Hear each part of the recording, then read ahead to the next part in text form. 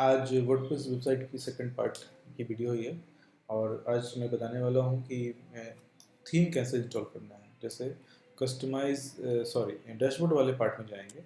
Dashboard वाले part में जाएंगे और डैशबोर्ड में जाकर सबसे पहले आप ये चेक कर लो जरूर कि कोई अपडेट है क्या।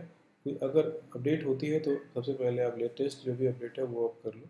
प्लगइन्स, थीम्स और जो वर्डप्रेस का अपना कोर है वो अपडेटेड होनी चाहिए, क्योंकि बहुत सारे बग फिक्स होते हैं उसके अंदर। स्पीड की प्रॉब्लम जो होती है वो सॉल्व हो जाती है।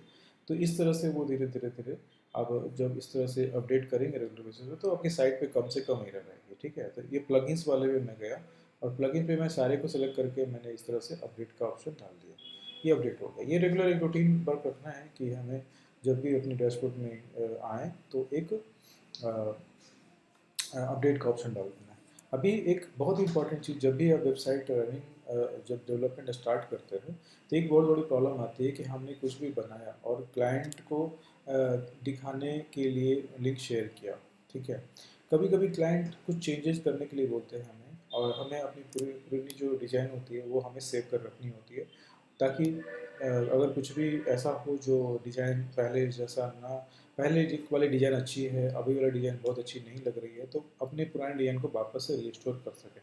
और कभी कभी ऐसा भी होता है कि साइट में कोई क्रैशिंग वगैरह की इशू आती है, जिसके कारण से साइट जो है बंद हो गई किसी कारण से, तो साइट को पूरी तरह से पूरी बनाने की ज़रूरत पड़ती है।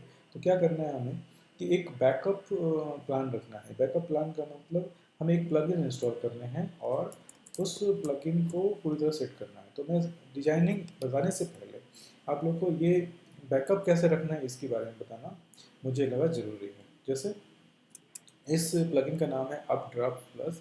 जब आप इसे इंस्टॉल कर लेते हैं तो एक्टिवेट के बाद ऑप्शन आ जाएगी आपके अपने जीमेल अकाउंट को कनेक्ट करने का। और जीमेल अकाउंट को कनेक्ट करने का सीधा सा मतलब है कि जो भी आप सेव करेंगे, सो जो भी डेटा आपके सर्वर पे है, यानी वेबसाइट की डेटा है, वो आपके गूगल अकाउंट में जो गूगल ड्राइव है उस पर आपका ऑटोमेटिकली ये सेव होता जाएगा रेगुलर बेसिस पे। जैसे आप इधर देख सकते हैं कि ये जो बैकअप है, मैं इसमें अगर ऐसा सेलेक्ट कर दूँ कि एवरी वीक ये बैकअप होता रहे, तो मैं जिस भी मेल में ऐसा करूँगा वो रेगुलर बेसिस पे बैकअप होता जाएगा। जैसे कि इसमें देखो कि मैंने अभी टेस्टिंग के लिए मैंने वीकली सिलेक्ट किया है, बट अगर रियल वेबसाइट अगर चल रही होगी तो आपको ये डेली या हर 2 घंटे ही करनी पड़ सकती है। अगर ई कॉमर्स की साइट है तो हर घंटे 2 घंटे पे आपकी बैकअप होनी चाहिए, क्योंकि क्या होता है उसमें ऑर्डर्स रहते हैं, बहुत सारे डेटाज आते रहते हैं क्लाइंट्स के, तो आपको ये रेगुलर उससे बैकअप बनानी है।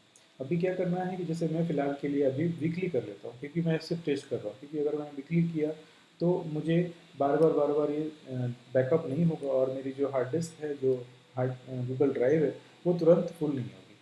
और लेकिन जैसा कि मैंने पहले ही बताया कि रियल लाइफ जो वेबसाइट होती है, प्रोडक्शन वेबसाइट होती है, उस पर 2 घंटे 4 घंटे ही हम लोग रखते हैं, सेटअप रखते हैं, ताकि हर 2 घंटे 4 घंटे में बैकअप होता रहे। ठीक है, वही मैंने वीकली रखा। मैं नेक्स्ट पे जाऊँगा। नेक्स्ट पे जाने के बाद आपको साइन इन करना है। साइन इन का बटन इधर आ जाएगा।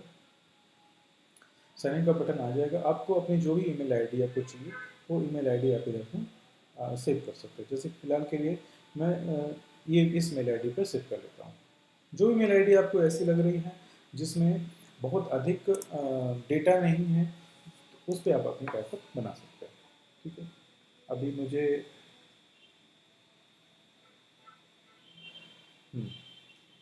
ये जो है, अभी इस पर कुछ मोर वेरिफिकेशन पे जाता हूँ मैं।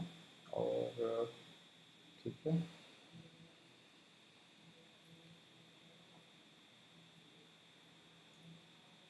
ठीक है, ये आपको वेरीफाई करना है। वेरीफाई करने के बाद ये कोड आपके पास आ जाएगा और ये लिंक हो जाएगा। ठीक है, ये लिंक हो जाएगा और इस तरीके से ये पूरा का पूरा प्रोसेस चलेगा। अभी मैं वापस से चला जाता हूँ अपनी साइट पे। ठीक है, साइट पे आने के बाद इधर में आपको मिलता है ऐड न्यू का ऑप्शन, ऐड पोस्ट का ऑप्शन। जैसे ये ऐड पोस्ट है, ऐड मीडिया का ऑप्शन और ऐड पेजेस के ऑप्शन। जब ये तीनों आप क्लिक करते हैं सबसे पहले, तो इधर में आप एडिट विथ एलिमेंटर कर सकते हैं। जब एडिट विथ एलिमेंटर आप करेंगे तो आपके पास पूरा का पूरा पेज सेट करने का ऑप्शन आ जाता है। जैसे ये वाले, मैं इस पर गया और मैं इसे क्लिक करूँगा, इस वाला जो ऑप्शन दिख रहा है ना, मैं इस पर क्लिक करूँगा और ब्लॉक्स पे जाऊँगा। ब्लॉक्स पे मुझे ये ऑप्शन दिख गया, मैं इंपोर्ट कर लेता हूँ। जैसा कि मैंने पहले ही बोला था, इसे दोनों तरीके से बना सकते हैं, कोडिंग के साथ भी बना सकते हैं, विदाउट कोडिंग बना सकते हैं। तो ये सारी चीज़ें मैंने इस तरह से इंपोर्ट कर दी। वापस से मैं इधर जाऊँगा और मुझे एक दूसरा ब्लॉक चाहिए, जैसे मैं वापस से ब्लॉक में जाऊँगा और ये मैं अलग अलग रिक्वायरमेंट के हिसाब से आपको सेट करनी है। जैसे कि ये वाली पार्ट मैं सेट कर लेता हूँ, अभी ये इसको मैं वापस से इंपोर्ट कर लूँगा। तो ये आपका बहुत ही सिंपल प्रोसेस है, ठीक है। और इसके बाद अपनी एडिटिंग कर सकते हैं। ये कर लिया। फिर थर्ड वाली ब्लॉक इंपोर्ट करनी है, थर्ड वाली इंपोर्ट करनी है और इसके बाद इधर गया हूँ और हाँ जी, इसे मैंने इंपोर्ट कर लिया। ये वाली ब्लॉक आपको इंपोर्ट कर, ठीक है। तो जो भी हमने गूगल साइट्स पे आपने यूज़ अगर किया हो, समझा हो, तो गूगल साइट के जैसा आप इसको भी एडिट कर सकते हैं और इसकी जो लुक और लेआउट आती है गूगल साइट से काफ़ी अच्छी आती है। अब जैसे इस इमेज को मैं क्लिक करता हूँ इधर में और मैंने एक मीडिया लाइब्रेरी में जाकर एक सपोज करो इसका इस इमेज को मैंने ले लिया, ठीक है, इस इमेज को ले लिया और साइज अगर आप चाहें तो इधर सेट कर सकते हैं, ठीक है। ये आइकन है, ठीक है, छोटी सी इमेज है, पूरी फुल इमेज नहीं है। चलो इस इमेज को सेट करके देखते हैं एक बार। मीडिया लाइब्रेरी में जाकर वापस करें और इसको सेलेक्ट कर लिया, इस इमेज को ये सेलेक्ट किया और हर एडिटिंग के बाद ये पब्लिश करना बहुत जरूरी है। जब आप इस तरह से पब्लिश करते हैं तो फिर आपकी डेटा जो है सेव होती जाती है। और मीडिया लाइब्रेरी में वापस जाता हूँ और मैंने ये सेलेक्ट कर लिया, ये आती जाएगी और साइज वगैरह जो भी है वो आपको दिखता है। ये वाली इधर आ गई। इसे मैं अगर थोड़ा लेफ्ट राइट करना चाहूँ तो लेफ्ट राइट कर सकता हूँ और इस तरह से जो भी एडजस्टमेंट आपको सही लगती है आप आराम से ये कर सकते हैं, सेव कर सकते हैं, ठीक है। तो ये वाली थी इमेज ब्लॉक वाली। तो किसी पेज को इसी तरीके से आप क्रिएट कर सकते हैं। अगर डिलीट करना हो मुझे तो मैं डायरेक्ट इस पर क्लिक करूँगा, डिलीट।